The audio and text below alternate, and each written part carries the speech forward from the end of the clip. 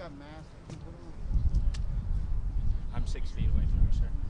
Put your goddamn mask on. How about that? Sir, that's very rude to say, and I'm actually you're gonna need to leave, actually.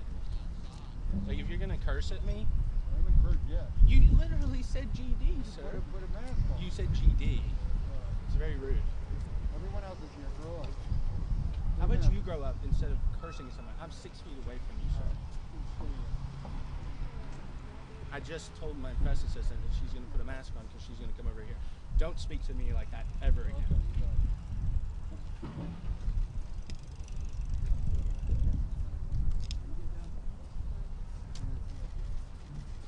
I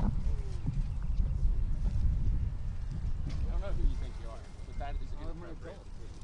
You try it. You cursed at me, dude. You haven't heard any curse yet. Yes, you did. I know.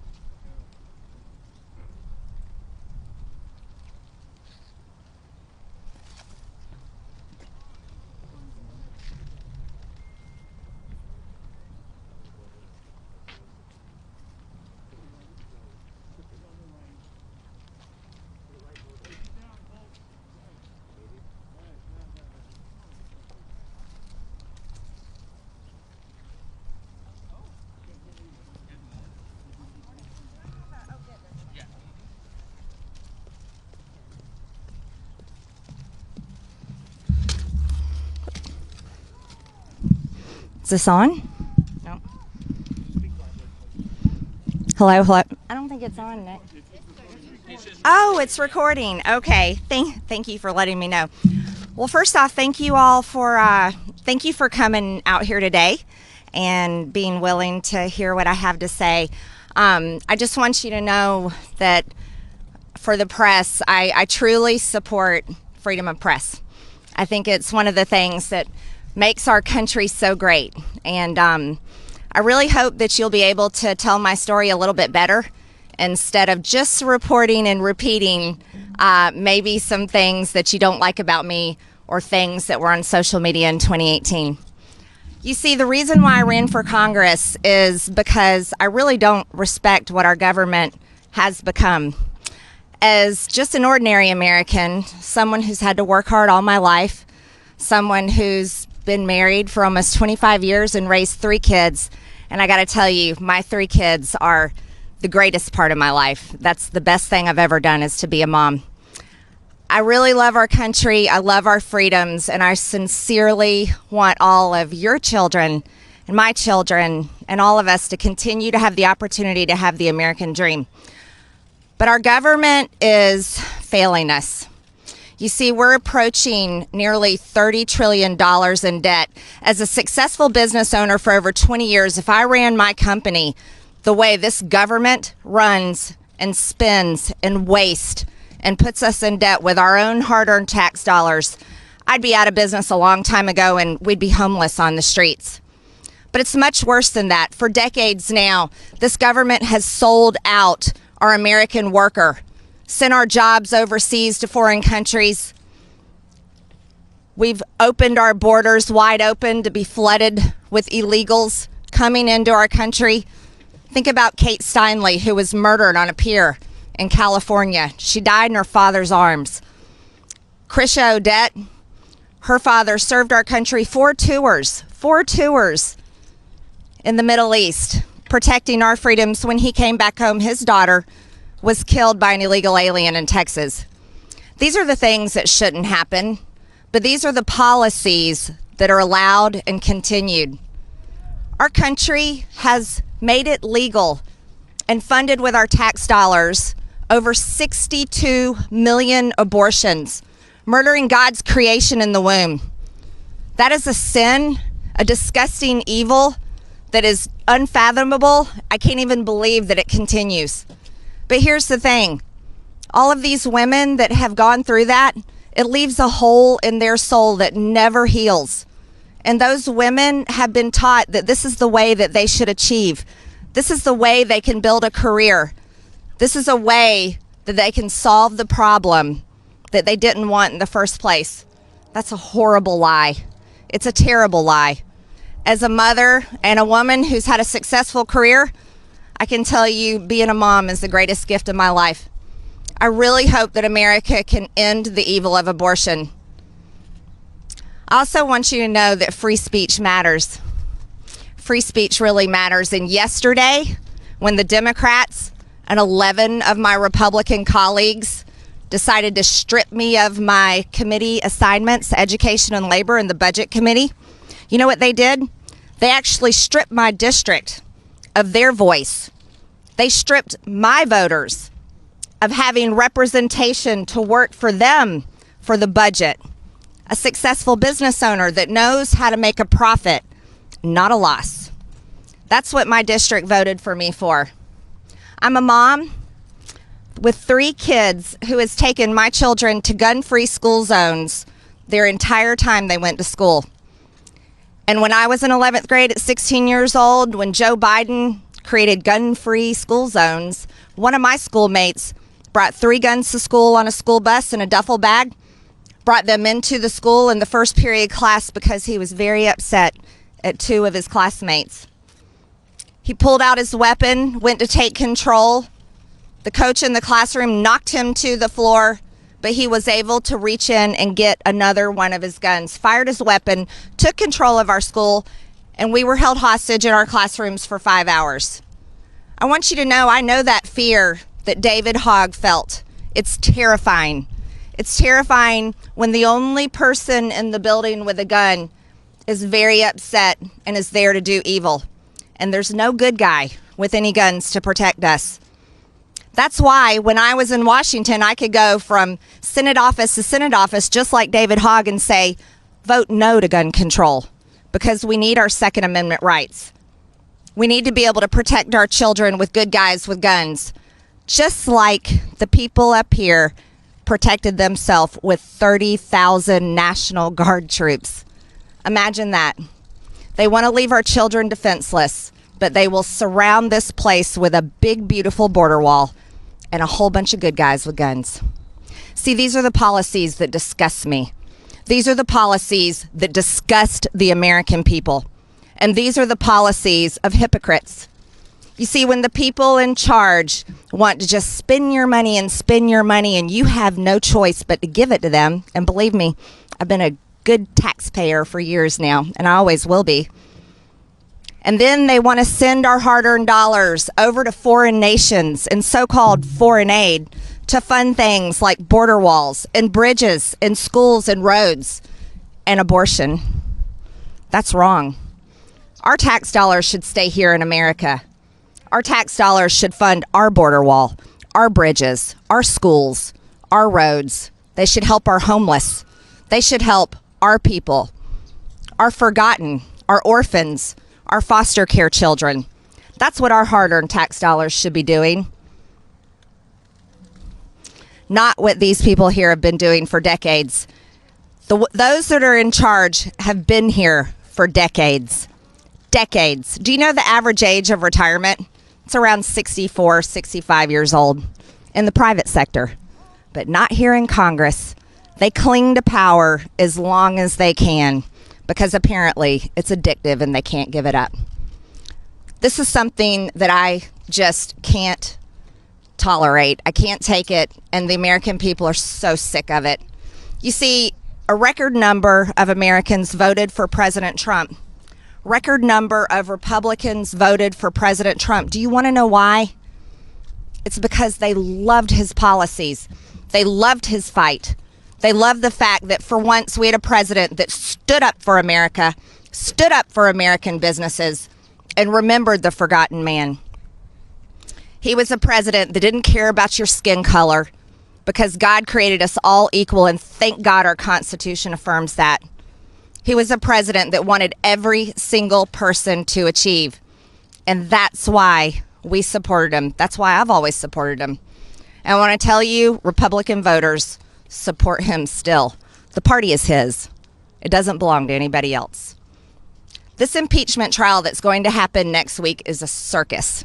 It's a circus that allows media companies to get lots of clicks, lots of views, and sell ad dollars. And you know what?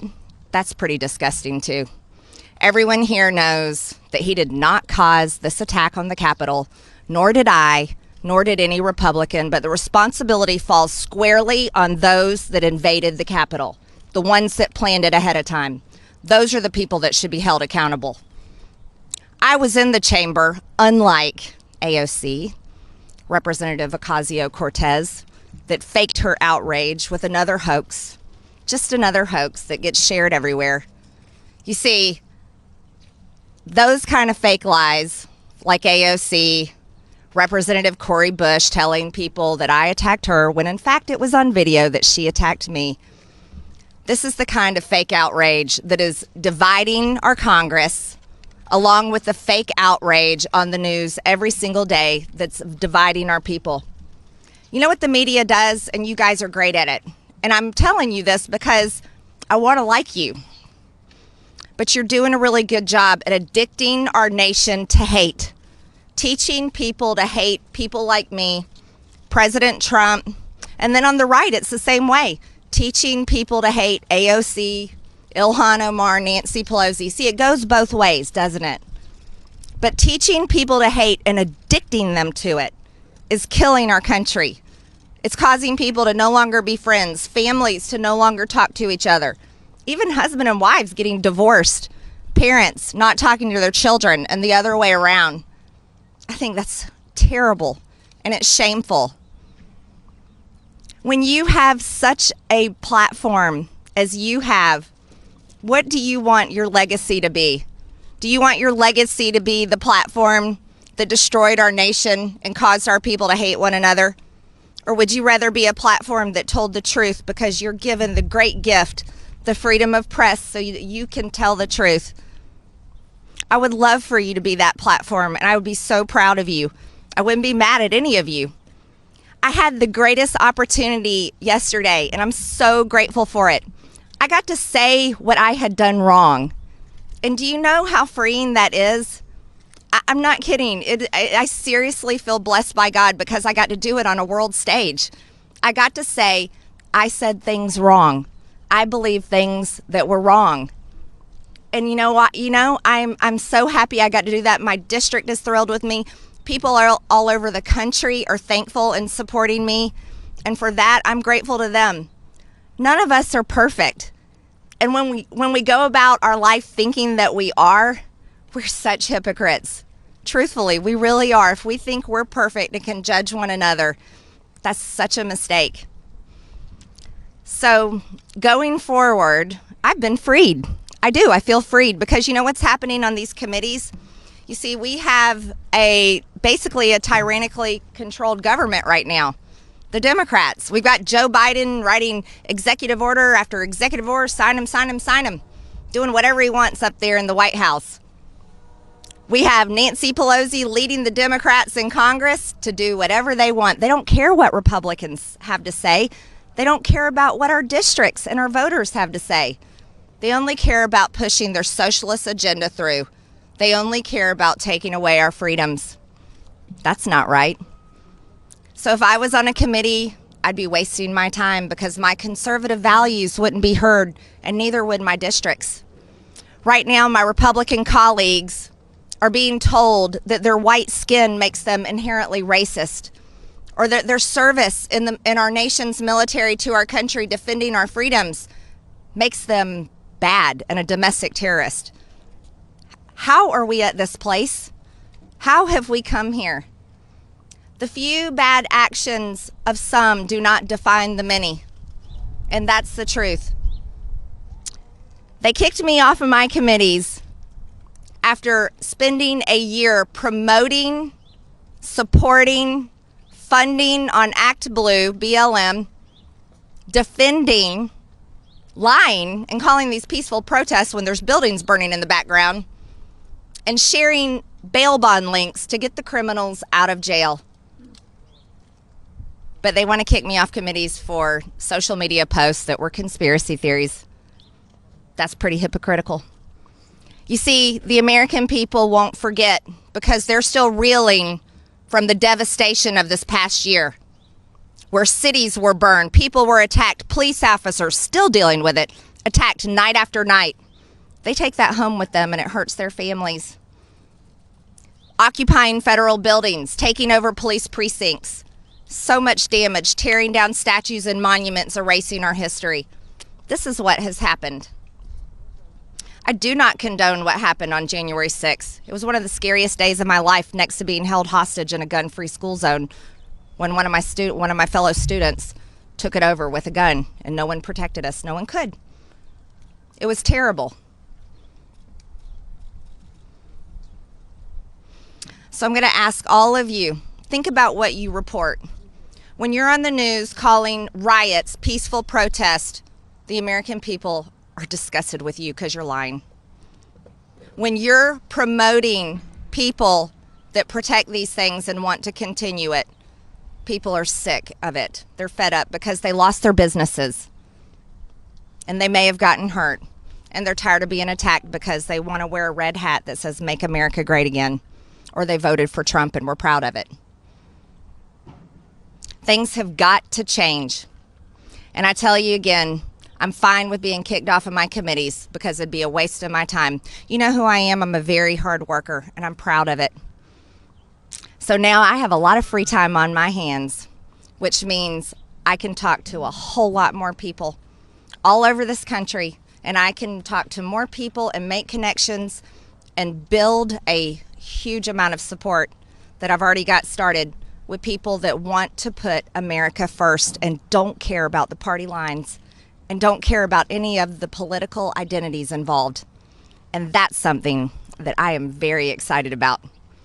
So I look forward to going home and seeing people in my district. I'm thankful and overwhelmed by their support.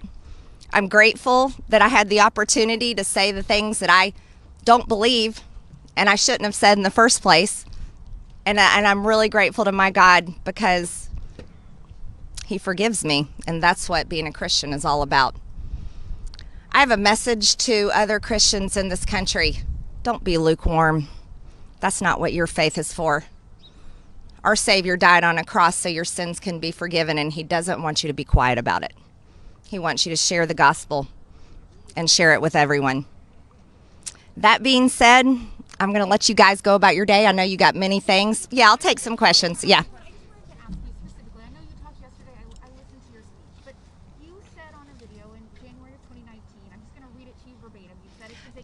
Who are you with? What's your name? I'm Jessica Dean. With CNN, okay. By law, representatives and senators can be kicked out and no longer serve in our government.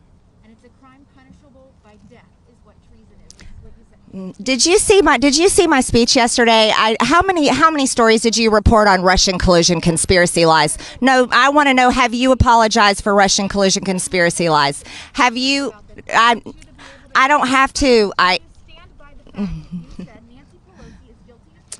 I think you heard my speech yesterday. You owe the people an apology. You lied about President Trump. You owe the people an apology. I've done mine yesterday. Okay, next question. Did any of you hear my speech yesterday? Yes, sir. You regret saying that she is guilty of treason and deserving of death. What do you see as your role here going forward? My role is the job I got elected to do. I'm going to vote very conservative, pro-life, pro-Second Amendment, pro-border, pro-America, pro-American businesses, pro-economy, pro-jobs. We need to reopen this country. We need to put kids back in schools. Keeping them at home is killing our children. Depression is high, suicide's high. We canceled prom, canceled graduation, canceled their lives. I'm going to be working hard on those policies, and I'm going to be holding the Republican Party accountable and pushing them to the right.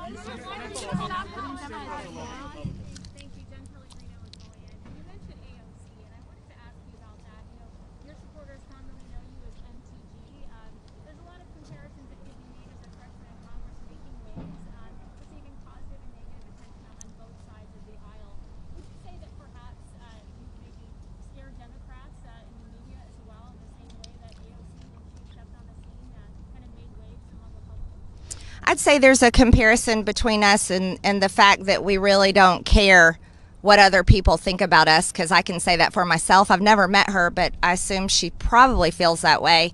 But there's a major difference in us. AOC embraces policies of socialism to what you could call communism. She wants to have all the power And then the people that she claims she wants to help, her policies would reduce them to poverty, and they wouldn't have many freedoms left. So there's a big difference than us. I support our Constitution and all of our freedoms, and I'll work very hard against her policies. Jen? No, that's not fair. Can you ask somebody else's question? That's not fair. She already had a question. You should answer other people's questions. Huge desire to be famous. What do you say to him and the other Republicans that voted against or voted for removal? Well, there were 10 that voted for impeachment against President Trump, and they definitely paid the price. They heard from Republican voters. There were 11 that voted against me yesterday, and that's something that our leaders should be very upset about. Kevin McCarthy and the rest of the Republican Party is working hard on taking back the majority, and when you have Republicans in the ranks voting against one of their own, opening the door for Democrats to go after every single Republican next, that really is a big betrayal, and that could cost us the majority in 22. People are very angry. That's all I've heard from people all morning, furious about that. So I hope that my Republican colleagues really think about what they've done. I'm sure they're going to hear from their voters at home, because the base is loyal to President Trump, and the base has been very loyal to me, and they've shown me that. Yes. Tia? My question is there anything that you haven't said that you now want to say I'm sorry for? Not just you regret or walk back, but is there anything you are sorry for saying in the past? Oh, of course. I'm sorry for saying all those things that are wrong and offensive. And I sincerely mean that. And I'm happy to say that. I think it's good to say when we've done something wrong. So yeah, that's easy for me. Yep. Okay. Yes. Congresswoman, are you sorry to David Hogg? What you said to him and about him? David Hogg was an adult when I talked to him. I don't think any of you have realized that. David Hogg was working with the organization they were going around working hard for strict gun control laws. I'm very opposed to those policies. And so being in the same situation as David Hogg, my voice matters too. And so, no, I'm not sorry for telling him he shouldn't push for gun control. What we need to do is we need to protect our children. I think you're expecting. We should protect our children and your baby as well with good guys with guns, and not allow them to be sitting there sitting ducks. Yeah, thank you. Yep, right. You talked earlier about the media teaching people to hate, but wasn't it you who liked a page on Facebook with comments saying Nancy Pelosi should get a bullet to the head? And didn't You know, this reminds me of when you guys would ask President Trump, President Trump, do you denounce white supremacy? And he would say, I denounce it. And then you would ask him again, and he would have to say, I denounce it. I have said it. You know, here's the thing. When you want to keep telling the same story over and over, but you don't want to tell the truth, that's your problem. And that's how we end press conferences. Okay.